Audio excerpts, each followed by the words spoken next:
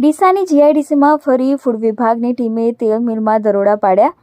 Palmolein અને soybean તેલના sample લીધા ચકાસણી અર્થે મોકલવામાં આવ્યા. ડીસા શહેરની જીઆઈડીસી વિસ્તારમાં છેલ્લા કેટલાક સમયથી ઘી, તેલ, મરચું, હળદર સહિતની ખાદ્ય ચીજોમાં મોટા પ્રમાણમાં ભેળસેળ કરવામાં આવે છે.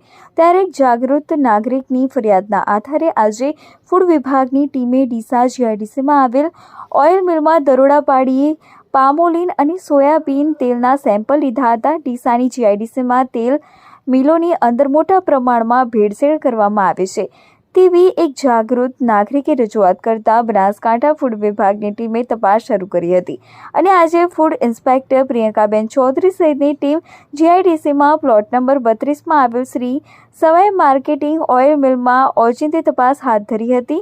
તેમજ ઓઇલ મિલમાંથી શંકાસ્પદ પામોલીન અને સોયાબીન તેલના જુદા જુદા સેમ્પલ લીધા હતા. ફૂડ વિભાગ સેમ્પલની ચકાસણી અર્થે મોકલશે અને તેનો રિપોર્ટ આવ્યા બાદ આગળની કાર્યવાહી કરવામાં આવશે તેમ ફૂડ વિભાગના અધિકારીઓએ જણાવ્યું હતું.